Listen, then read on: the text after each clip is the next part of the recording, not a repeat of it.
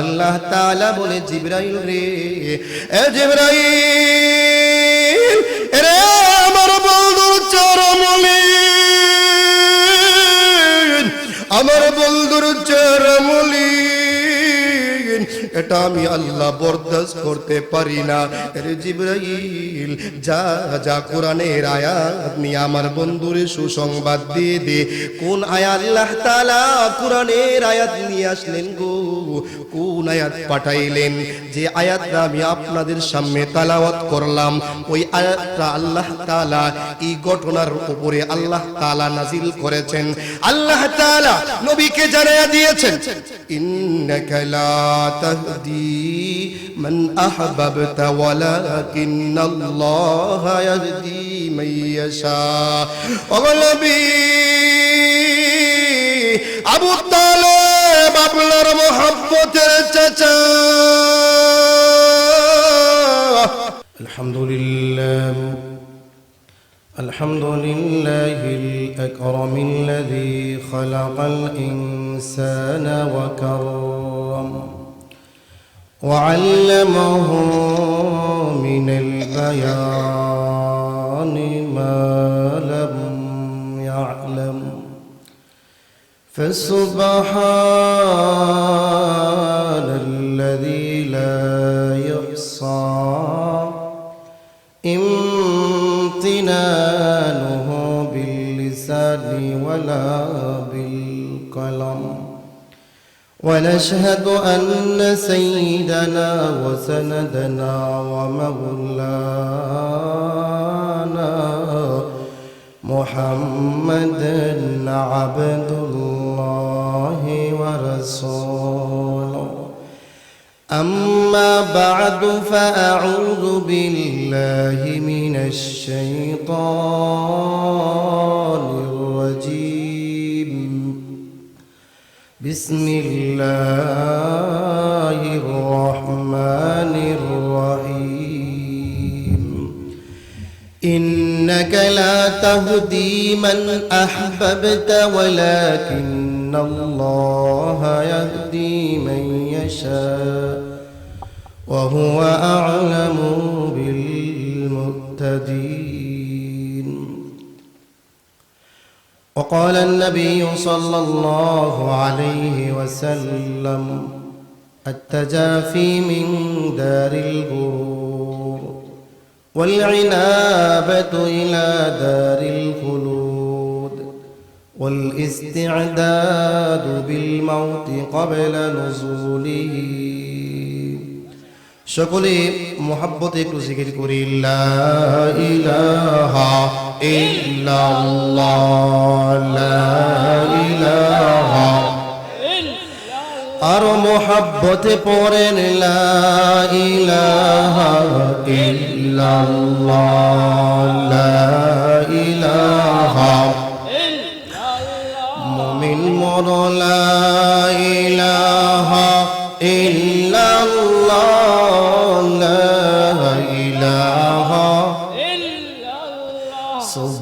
সুবহানাল্লাহ ওয়ালহামদুলিল্লাহ, লা ইলাহা ইল্লাল্লাহ, লা ইলাহা ইল্লাল্লাহ, লা ইলাহা ইল্লাল্লাহ। আসমান বলে এক আল্লাহ, জমিন বলে এক আল্লাহ, পাহাড় বলে এক আল্লাহ, নদী বলে এক আল্লাহ। মুমিন বলো লা ইলাহা ইল্লাল্লাহ, লা ইলাহা ইল্লাল্লাহ, লা ইলাহা ইল্লাল্লাহ মুহাম্মাদুর রাসূলুল্লাহ সাল্লাল্লাহু আলাইহি ওয়াসাল্লাম। আলহামদুলিল্লাহ, ঐতিহ্যবাহী মণিপুর উত্তরপাড়া আল ফালাহ যুব সংগঠনের উদ্যোগে আয়োজিত ইসলামী মহাসম্মেলনের সদাভাজন সভাপতি ও প্রধান অতিথি, বিশেষ অতিথি মুআজ্জাজ মুকাররম হযরত উলামায়ে কেরাম দূর দূরান্ত থেকে আল্লাহ পাকের আশিকিন জাকিন মুহিব্বিন মুরব্বিয়ান আওয়াম কলিজার টুকরা আমার সমবেশী যুবক বন্ধুগণ, স্নেহের ছোট ভাই, পর্দার আড়ালের অত্যন্ত শ্রদ্ধেয় মা ও বোনেরা, সকলকে জ্ঞাপন করছি আন্তরিক মোবারকবাদ। সপ্তকন শুকর আল্লাহ মহিয়ান সুবহান গরিয়ান সর্বশক্তিমান আল্লাহ পাকের জন্য, যিনি এই বিশাল আকাশ বিস্তৃত জমিন গ্রহ নক্ষত্র খাল বিল নদী নালা মানব দানবকে সৃজন করেছেন, যিনি আমাদেরকে শ্রেষ্ঠ মাখলুক মানুষ হিসাবে কবুল করেছেন, যিনি আমাকে মুসলমানের ঘরে জন্ম দিয়েছেন, যিনি আমাকে আপনারকে সরকারে দু আলম নবী নবী মুহাম্মদুর রাসূলুল্লাহ সাল্লাল্লাহু আলাইহি ওয়াসাল্লামের উম্মত হিসাবে কবুল করেছেন, অগণিত অঞ্চল হতে নির্বাচন করে দুনিয়ার সমস্ত ঝামেলা থেকে ফারেক করে কোরআন হাদিসের মজলিসে, উলামায়ে কেরামের মজলিসে, গুনাহ মাফির মজলিসে আসার বসার মতন সুযোগ করে দিয়েছেন। এজন্য আসুন সেই মনিবের দরবারে হৃদয়ের আবেগ অনুভূতি উজাড় করে, রাতের নিস্তব্ধতাকে ভঙ্গ করে একই সুরে সমসুরে আমরা সকলেই পড়ি আলহামদুলিল্লাহ।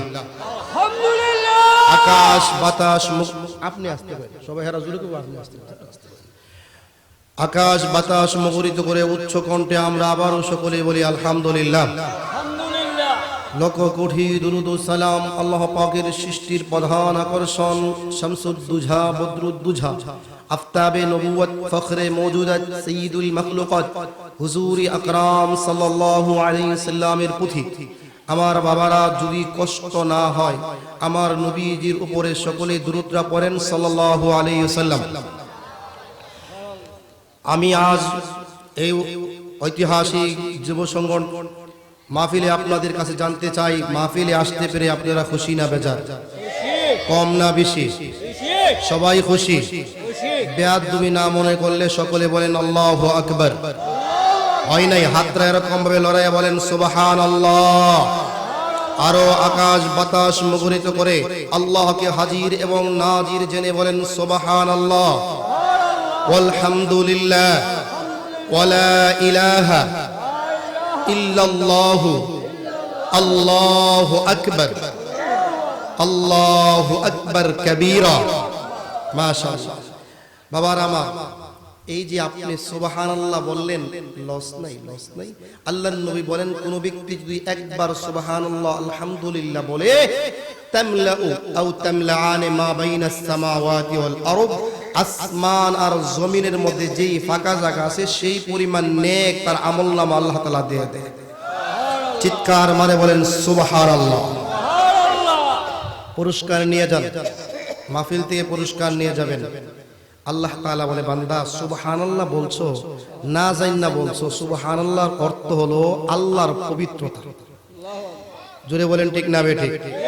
আল্লাহ কো, বান্দা তুই আমারে পবিত্রতা বর্ণনা করলি, তুই বর্ণনা করার আগেও আমি আল্লাহ পবিত্র ছিলাম, এখনো আছি, সব সময় পবিত্র থাকবো। যেহেতু তোর নাপাক জবানটা দিয়া, যেই জবান দিয়া মিথ্যা কথা বলে মানুষের গীবত করে তোর জবানটারে তুই নাপাক করে রাখছিস, তোর এই জবানটা যেহেতু তুই আমার পবিত্রতা বর্ণনা করলে, আমি আল্লাহ তোর এই নাপাক জবানটারে আমি আল্লাহ পবিত্র করে দিব। এই জোরে চিৎকার মারে বলেন সুবহানাল্লাহ। এক নম্বর পুরস্কার, এক নম্বর পুরস্কার। দুই নম্বর পুরস্কার আল্লাহ ঘোষণা করছেন, হে মণিপুরের মুসলমান শুনে নাও, তুই যদি হৃদয় থেকে অন্তর থেকে বলে থাকো সুবহানাল্লাহ, তো যে অন্তরটারে হারাম খায়া, সুদ খায়া, ঘুষ খায়া, হ্যাঁ হারাম খেয়ে যে অন্তরটারে সিগারেট খায়া, মদ খায়া তোর অন্তরটারে তুই নাপাক করে রাখছস, যে অন্তরে মাওলার নাম নিতে তোর ভালো লাগে না, যেহেতু তুই অন্তর থেকে যদি বলে থাকস আল্লাহর পবিত্রতা, আমি আল্লাহ দুই নম্বর ঘোষণা করলাম, আমি আল্লাহ তোর নাপাক অন্তরটারে আমি আল্লাহ পবিত্র করে দিলাম। তিন নম্বর পুরস্কার নিয়ে যাও। আল্লাহ বলেন, তুফতাহু লাহু বাবান ইলাল জান্নাহ। হে বান্দা, তুই যখন আমার পবিত্রতা বর্ণনা করলে, আমার জান্নাতের দরজা 8টা, আমি তোর জন্য জান্নাতের 8টা দরজা খুলে দিব। যেই দরজাটা মনে চাই সেই দরজাতে তুই আল্লাহর তৈরি জান্নাতে চলে যাবে। জবাব দেন মুসলমান, জবাব দেন। মাহফিলে আসতে পেরে খুশি না বেজার? কম না বেশি? এ মিয়া, ওয়াজ আপনারাই করবেন, আপনারা করবেন। আমার তে ওয়াজ আপনারা ভালো জানেন, কারণ প্রতিদিনই আমাদের মণিপুর লক্ষ্মীমুড়া বাটি অঞ্চলে মাহফিল হইতেছে, জোরে বলেন ঠিক না বেটি? আপনারা বলেন আজকের এই মাহফিলও হয়তো অনেক অনেক দূর দূরান্ত থেকে আসছে, কিন্তু এমন লোক আছে যারা মাইকের আওয়াজ শুনতেছে, তারা মাহফিলে আসতে পারে না। কথা কথা আছে না নাই? আপনারা জিন্দা না মুর্দা? আমি তো মুর্দার সামনে কথা কইতেছি না, তো জিন্দা আছেন তো ইনশাআল্লাহ? তাহলে হা বা না করলে তো আমি বুঝতাম আপনারা জিন্দা আছেন না। কুষ্টিয়া গেলাম এক জায়গায় মাহফিল করতে, আমি বললাম আপনারা কি আমার কথা বুঝতেছেন? এরা এরকম এরকম করে, মানে কি বুঝে না। আমার যতটুকু ক্যাপাসিটি আছে সবগুলো উজাড় করে দিয়া বুঝাইলাম, বললাম আপনারা বুঝেছেন? হাই হাই কোন দেশে আসলাম, এরা আমার ভাষাই বুঝে না, তাহলে আমি ওয়াজ করবো কি করে? আবার বুঝাইলাম, এরা এরকম ভাবে বুঝতেছে একটু একজনের উপর আরেকজন ফিরে দেবে। সভাপতির সামনে বললাম, বাবা মাফ করেন, দাওয়াত দিয়েছেন, ক্ষমা চাই, আমি আলোচনা করতে পারতাম না, কারণ এরা আমার ভাষা বুঝে না, না বুঝলে আমি তো ওয়াজ করে কোনো লাভ নাই। তখন সভাপতি সাহেব না হুজুর, আপনার ওয়াজ ভালো করেই এরা বুঝতেছে, আমগো এলাকায় মানুষ বুঝলে এরকম কথা। তা আপনারা যে আমার কথা বুঝতেছেন, এটা তো আমার বুঝতেই নাকি? তাহলে একটু হা বা না কোন যাবে তো ইনশাআল্লাহ। আসুন, অনেকে অনেক দূর দূরান্ত থেকে আসবে, কিন্তু মাইকের আওয়াজ শুনতেছে এমনও ব্যক্তি, তারা মাহফিলে আসতে পারে? জবাব দেন মুসলমান, জবাব দেন। আমরা একটা কথা ভালো করে জানি, হেদায়েতের মালিক দুনিয়ার কারো কাছে দেওয়া হয় নাই। কোন নবী রাসূলের কাছে আল্লাহ হেদায়েতের চাবি দেয় নাই। এমন কি আমার আপনার নবী সরকারে দু আলম নবী নবী মুহাম্মদুর রাসূলুল্লাহ সাল্লাল্লাহু আলাইহি ওয়াসাল্লামের কাছে আল্লাহ হেদায়েতের চাবি দেয় নাই? তাহলে আপনারা আমার সাথে জবাব দেন, হেদায়েতের মালিক কে? এই রাসূলের কাছে যদি হেদায়েতের চাবি দেওয়া হতো, রাসূল কি হেদায়েত করতেন? রাসূলের চাচা 10 জন আবু জাহেল, উতবা, শাইবা, আবু তালেব, আবু লাহাব, তারা কি হেদায়েত পেয়েছে? এই ঘরের সঙ্গে ঘর আবু জাহেল, উতবা, শাইবা হেদায়েত পাইল না। 350 মাইল দূর থেকে আল্লাহ হযরতে সালমান ফার্সিকে ধরে এনে কালিমা পড়ে মুসলমান বানিয়ে জান্নাতের সার্টিফিকেট দিয়েছেন। হাফসাত থেকে হযরতে বেলালকে ধরে এনেছেন, ইয়ামান থেকে হযরতে আবু হুরায়রাকে ধরে এনেছেন, যে আবু হুরায়রার নাম প্রত্যেকটা হাদিসের পৃষ্ঠায় পৃষ্ঠায় যার নাম। তাহলে ঘরের সঙ্গে ঘর আবু জাহেল, উতবা, শাইবা হেদায়েত পাইল না। 350 মাইল দূর দূরান্ত থেকে ধরে এনে কালিমা পড়ে মুসলমান বানিয়ে জান্নাতের সার্টিফিকেট দিয়েছেন। ওয়াজ আপনারা বলেন, হেদায়েতের মালিক কে? আল্লাহ। এমনি আল্লাহর নাম নিতে আপনাদের কারো কোনো আপত্তি আছে? আল্লাহ বলে, বান্দা শুনো, আমার ছেলে নাই, আমার মেয়ে নাই, তোমরাই আমার পেয়ারা বান্দা। হে বান্দা, তুমি যখন তোমার বাবাকে বাবা বলে ডাক দাও, বাবার অন্তর ঠান্ডা হয়ে যায়। মাকে মা বলে ডাক দিলে মার কলিজা ঠান্ডা হয়ে যায়। হে বান্দা, তুই যখন আমাকে, আমি রবকে আল্লাহ বলে ডাক দাস, আমি আল্লাহ তোর প্রতি রাজি আর খুশি হয়ে আমি আল্লাহ তোরে জান্নাতের মেহমান বানাই দেই। তাহলে আপনারা বলেন, হেদায়েতের মালিক কে? একসাথে বলেন, ইজ্জত দেওয়ার মালিক কে? সন্তান দেওয়ার মালিক কে? না দেওয়ার মালিক কে? আসমান, জমিন, পাহাড়, পর্বত, গ্রহ, নক্ষত্র, খাল, বিল, নদী, নালা, মানব দানব যা কিছু আছে সব কিছুর মালিক কে? আল্লাহ যে আমাকে আপনাকে হেদায়েত দিয়া এই মাহফিলে আসতে পেরেছি, আবারও সকলে বলি আলহামদুলিল্লাহ। ভাইয়েরা আমার, এই মর্মে আমি যে আয়াতে কারিমা তেলাওয়াত করেছি, আবু তালেব রাসূলের মুহাব্বতের চাচা, রাসূলকে আবু তালেব রাসূলকে দিলের চেয়েও বেশি ভালোবেসেছেন। আমার নবী যখন দ্বীনের দাওয়াত দিতে লাগলেন, মক্কার গণ্যমান্য ব্যক্তিরা আবু জাহেল, উতবা, শাইবা আবু তালেবের কাছে বিচার নিয়ে আসছেন। কার নামে বিচার? মহামানবের নামে বিচার। আবু তালেব ছিলেন এলাকার লিডার, সর্দার। আবু তালেব, আবু জাহেল, উতবা, শাইবা এসে আবু তালেব বলে, আবু তালেব, আপনারে আমরা সম্মান করি, ইজ্জত দেই, সম্মান করি, কিন্তু আপনার ভাতিজা এতদিন 40 বছর ভালোই ছিল, আমরাই তারে আল আমিন উপাধি দিয়েছি, আমরা তারে দাওয়াত করে নিয়ে খাওয়াইতাম, কিন্তু এই দিকে ইনি আমাদের বাপ দাদার ধর্মের বিরুদ্ধে কথা বলে শুরু করেছে। আমরা 360 মূর্তির পূজা করি, এটা দিয়ে আমাদের সমস্যার সমাধান হয় না। আর আপনার বাতিজা বলে এক আল্লাহর দাওয়াত দেয়, এটা আমাদের বোঝা আসে না। আপনার বাতিজারে বইলা দিয়েন যে আমাদের বাপদাদার ধর্মের বিরুদ্ধে যদি না কিছু না বলে, যদি বলে আমরা তো কিন্তু তার শায়েস্তা করব। নাউজুবিল্লাহ জোরে কইতেন না। এ মিয়া আলেম মসজিদের ইমাম সাহেব ভালোই ছিল। যখন মসজিদের ইমাম সাহেব সুদের বিরুদ্ধে কথা কয়, যখন মসজিদের ইমাম সাহেব মুসল্লিদের অপকর্মের কথা তুলে ধরে বেনামাজের কথা বিরুদ্ধে কথা বলে, তখন ওই বলে ইমাম সাহেবরে অপবাদ দিয়া হলো মসজিদে বাইর করো। চিৎকার মারে বলেন ঠিক না বেঠিক? এটা কিন্তু নতুন না, আগেও ছিল। জোরে বলেন ঠিক না বেঠিক? আবু তালেব, আবু জাহেল, উতবা সাহেব বলে, হে আবু তালেব, আপনার বাতিজারে বইলা দিয়েন। আর আবু তালেব বলে, তোমাদের কি আর কোন কথা আছে? উতবা সাহেব আবু জাহেল বলে, হ, একটা প্রস্তাব লয়ে আইছি। প্রস্তাব আপনারা আমার কথা বুঝতেছেন তো? কয়েকটা প্রস্তাব নিয়ে আইছি। কি প্রস্তাব? আপনার বাতিজারে বলবেন যাতে আমাদের বাপদাদার ধর্মের বিরুদ্ধে কথা না বলে, আমাদের বিরুদ্ধে অপকর্ম মানুষের সামনে তুলে না ধরে।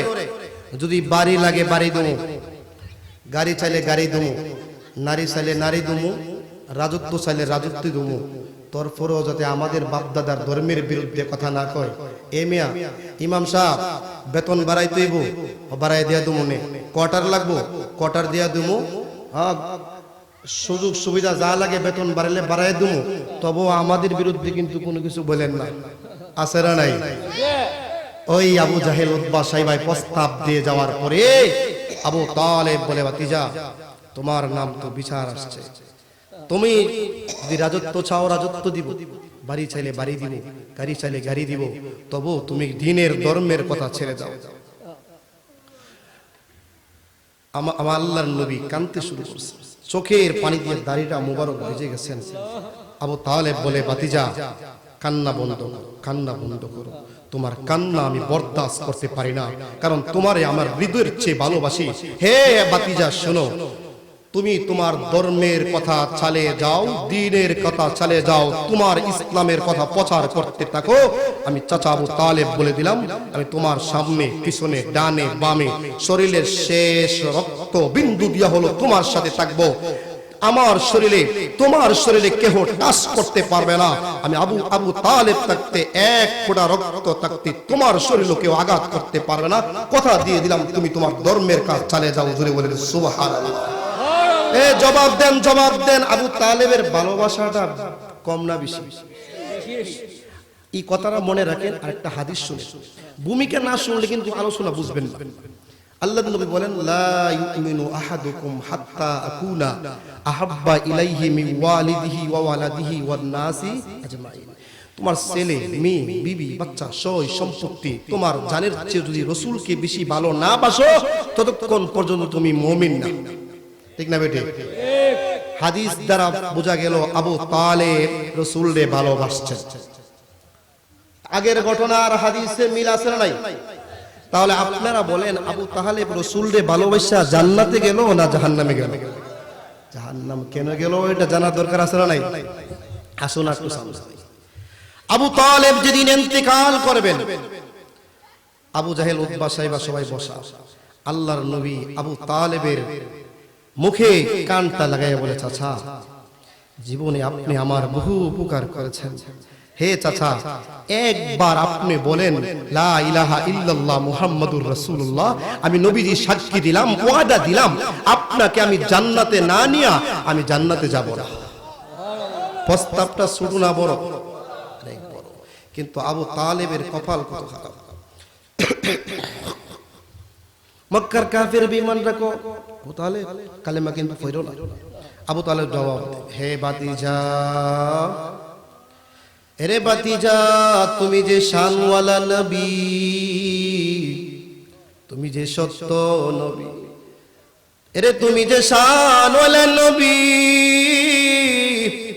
তুমি যে সত্য নবী, এটা আমার জানার বাকি নাই। আমার চেয়ে তোমার ব্যাপারে কেউ বেশি জানে না রে বাতিজা। তুমি শানওয়ালা নবী, তুমি সত্য নবী। আমি তোমার মায়ের জবান থেকে শুনেছি। আল্লাহর নবী বলেন আমার মার জবান থেকে শুনেছেন আমি যে শানওয়ালা নবী, আমি যে সত্য নবী। আপনার চোখে কি ধরা পড়ে নাই? আবু তালেব বলে হ্যাঁ, আমার চোখেও অনেক কিছু ধরা পড়েছে।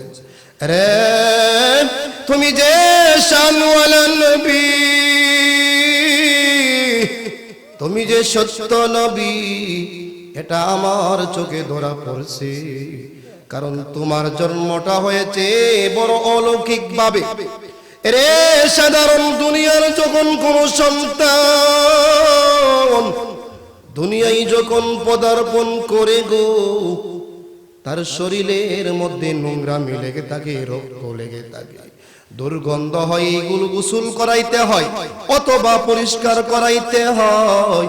কিন্তু না না রে, তুমি যেদিন দুনিয়ায় আসলে রে, কে জানে তোমারে আগে গোসল করাইয়া, তোমারে কে জানে খুশবু লাগাইয়া, মেশকে আম্বর লাগাইয়া তোমারে দুনিয়াতে পাঠাইছে। রে শুধু তাই না রে, বাদে শুনলো তুমি যেদিন দুনিয়ায় আসলে রে, তোমার নবী দুনিয়ায় যখন কোন সন্তান ভূমিষ্ঠ হয়, তার নাভির সাথে নার একটা লাগানো থাকে তার মায়ের সঙ্গে, ওই নারটা কেটে দিতে হয়। রে বাতিজা, তোমার নারটা কে যেন আগে কেটে দিয়া দুনিয়াতে পাঠাইছে। শুধু তাই না রে বাতিজা, শুনলো দুনিয়ায় কোন ছেলে সন্তান যখন জন্মগ্রহণ করে রে, সে যদি মুসলমান দাবি করতে চাই, মুসলমান দাবি করতে চাই, তারে মুসলমানি করাইতে হয়, তারে খতনা করাইতে হয়। কিন্তু তোমারে কে যেন আগে মুসলমানি করাইয়া দুনিয়ায় পাঠাইছে। রে রে বাদিজা শুনলো দুনিয়ায় যখন কোন সন্তান জন্মগ্রহণ করে রে, ওই বাচ্চাটা কানতে কানতে দুনিয়ায় আসে, কিন্তু তোমার কান্নাটা ছিল ভিন্ন। রে তুমি যেদিন দুনিয়ায় আসলে রে, তোমার মালিকের দরবারে তুমি একটা সেজদা দিলা। এত ছোট বাচ্চা সবে মাত্র দুনিয়ায় আসছি, তোমার আশাটা ছিল সেজদা অবস্থায় তোমার মালিকের দরবারে লম্বা একটা সেজদা দিলা, লম্বা একটা সেজদা দিয়া একটা দোয়া পড়েছো। দোয়াটা তোমার মা জানে না কি একটা দোয়া পড়েছো। দোয়া শেষ তুমি যখন শাহাদাত আঙ্গুলটা উপরের দিকে তুললারি, যেন মনে হয় গোটা পৃথিবীটা আলোকিত হয়ে গেছে। রে বাতিজা, তোমার মার জবান দিকে শুধু শুনিলা, আমার নিজের চোখকেও দেখছি রে, আমি নিজের চোখকেও দেখছি রে। রে তুমি যেদিন দুনিয়ায় আসছো গো, খানায়ে কাবা, খানায়ে কাবার মধ্যে লাল হয়, কে কোথায় আছো গো, কে কোথায় আছো রে? যেই মহামানব আসার কথা ছিল, যেই মহামানব আসলে মূর্তির পূজা চলবে না, আগুনের পূজা চলবে না, ওই মহামানবের আগমন হয়ে গেছে। জোরে চিৎকার মারে বলেন আল্লাহু আকবার, আরো জোরে বলেন আল্লাহু আকবার। আবু তালেব বলে গো, আমি দেখি খানায়ে কাবার বিল্ডিং এর থেকে আওয়াজ আসতেছে, রে মহামানবের আগমন হয়েছে, কে কোথায় আছো গো? তারে দেখার জন্য আমি এক দৃষ্টিতে তাকাইয়া রইলাম গো। আমি একবার তাকাই আমার বাতিজার চেহারার দিকে রে, আরেকবার তাকাই আমি চন্দ্রের দিকে। আমি হঠাৎ করে তাকাইয়া দেখি গো, চন্দ্রটা আগের মতো নয়, চন্দ্রটা আগের মতো নয়, চন্দ্রটা যেন নিচের দিকে নামতে শুরু করেছে, নিচের দিকে নামতে শুরু করেছে। হাই হাই, এত বড় অলৌকিক ঘটনা কার কাছে বলবো রে? চন্দ্র নিচের নামতে শুরু করেছে। লক্ষ লক্ষ লক্ষ মাইল উপরের চন্দ্র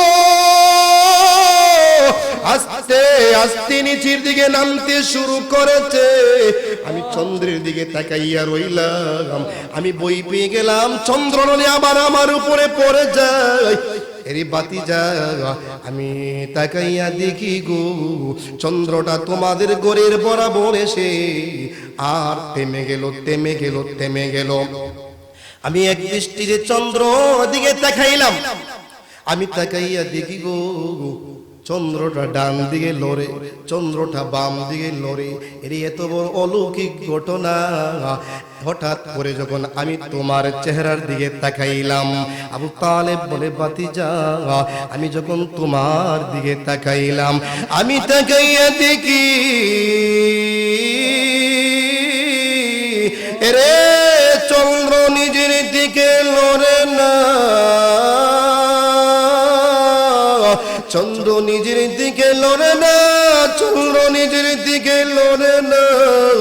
আমার বাতিজা, আমার বাতিজা চেহারা যখন ডান দিকে যায়, চন্দ্র ডান দিকে যায়, আমার বাতিজার চেহারা যখন বাম দিকে যাই গো চন্দ্র বাম দিকে যায়। রে বাতিজা, রে ওই দিন আমার আর বিশ্বাসের বাকি ছিল না। আমার বাতিজা সাধারণ কোনো মানব না, আমার বাতিজা সাধারণ কোনো মানব না, আমার বাতিজা মহামানব, মহামানব। রে বাতিজা শুনে নাও, তোমার ধর্মে যে সত্য এটা আমি বিশ্বাস করি। তোমার প্রতি যদি কালিমা না পড়ি গো আমার চিরকাল জাহান্নামে জ্বলতে হবে এটাও জানি। রে বাতিজা, এই মুহূর্তে যদি আমি মারা যাই আমি চিরকাল জাহান্নামে থাকবো। আর তোমার কালিমা যদি আমি পড়ে নেই আমি জান্নাতে যাব, এটা আমি জানি, এটা আমি জানি। কিন্তু বাতিজা শুনে নাও রে, দেখো আবু জাহেল উতবা সাইবা বসা, আমি যদি কালিমাটা পড়ি গো তারা আমারে বলবে মরার সময় বাপ দাদার ধর্মের মধ্যে সুলকানি লাগাইয়া মরছে। মানুষ আমারে অপবাদ দিবে, অপবাদ দিবে। মানুষের অপবাদ আমি বরদাস্ত করতে পারি না, তাই তোমার জাহান্নামটাই আমি বেছে নাম। জুনে বলেন নাউজুবিল্লাহ। রে আবু তালেব, আবু তালেবের কপাল কত পোড়া।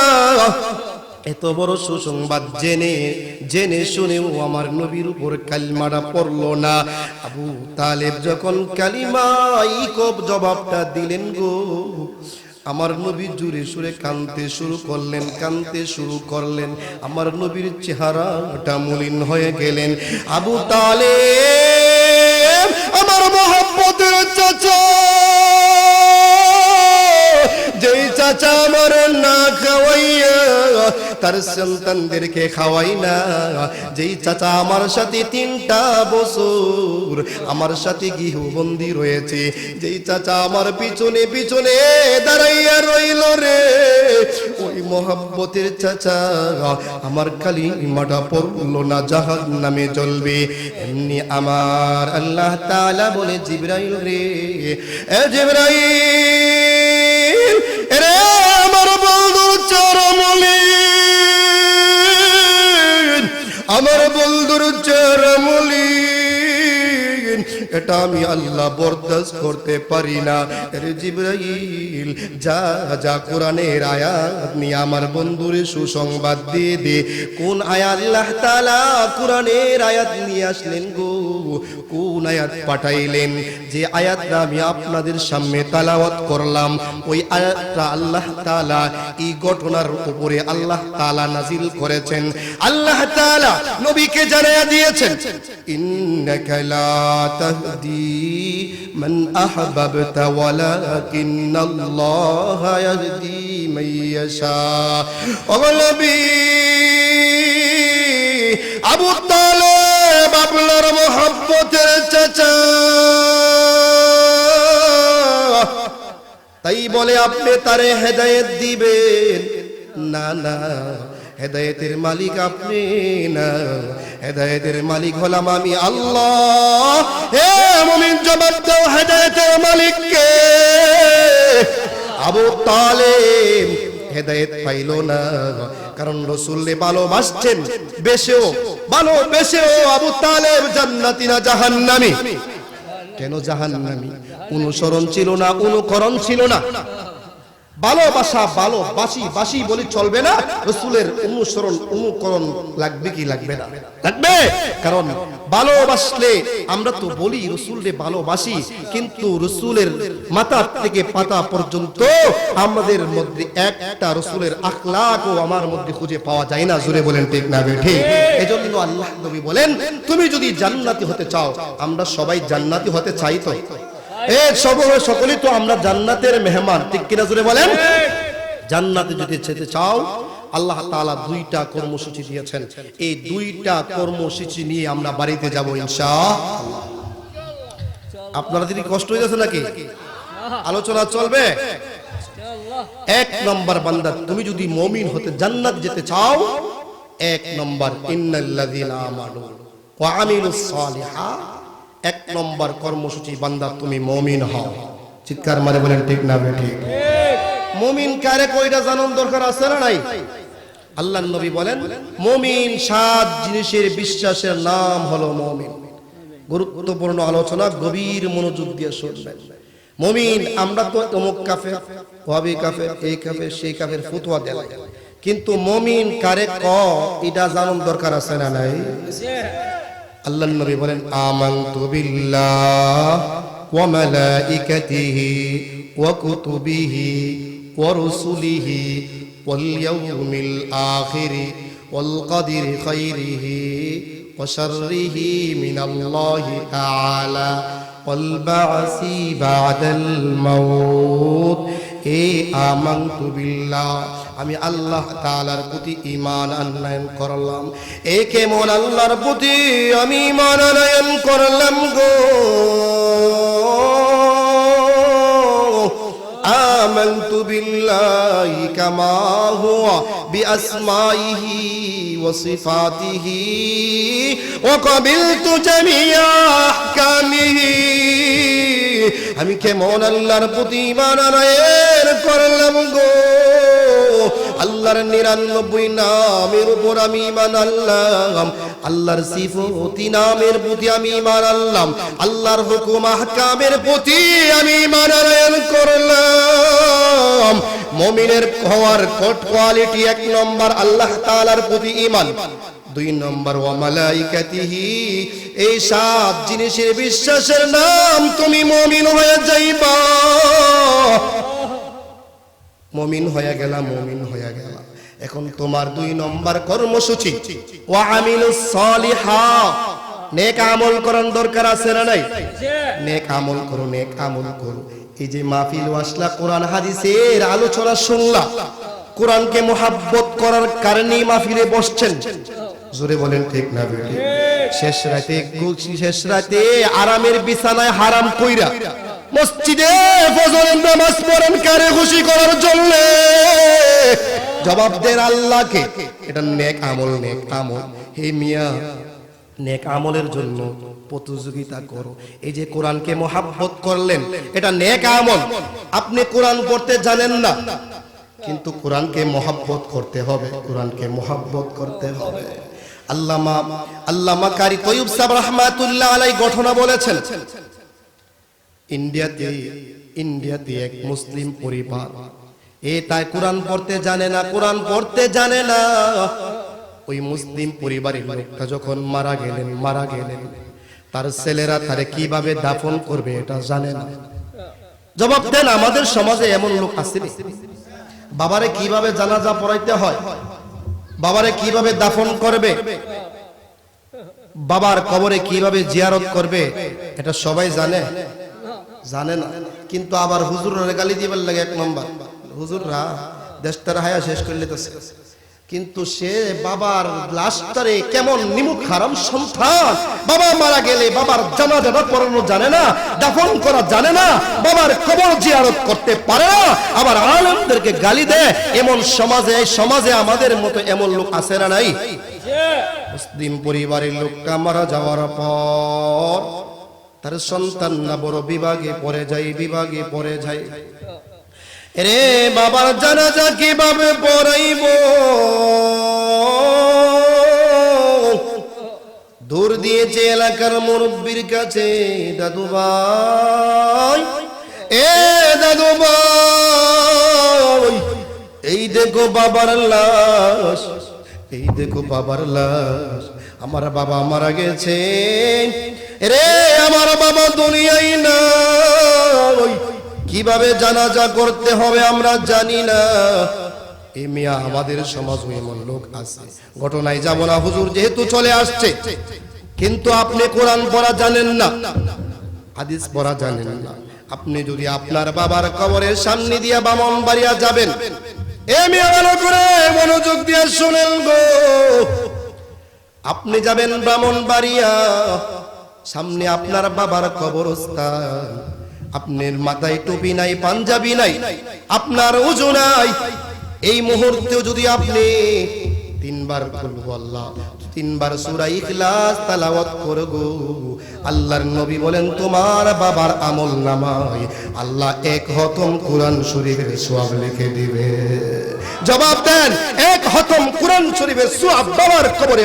টুপি লাগছে, পাঞ্জাবি লাগছে, লাগে নাই, কিন্তু এই বাবার কবর জিয়ারতও আমরা জানি না, জানাজা পড়তেও জানি না, আমাদের হালাল হারাম আকলাক চরিত্র কোনটা হালাল কোনটা হারাম এটাই জানি না, কিন্তু আবার আলেম উলামাদের বিরুদ্ধে করি, রাসূলের বিরোধিতা করি, আবার কই যে মোল্লারা দুনিয়াটা হায়া শেষ করে লাইতেছে।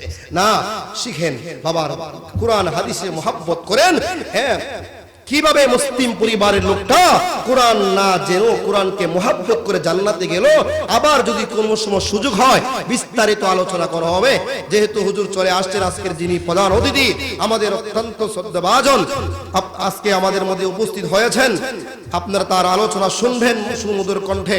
আল্লাহ তাআলা আমাদেরকে সুযোগ হলে বিস্তারিত আলোচনা আবার করব। আল্লাহ তাআলা আমাদেরকে এবং আপনাকে আলোচনার উপর আমল করার মতন তৌফিক দান করুন, সকলে বলুন আমিন।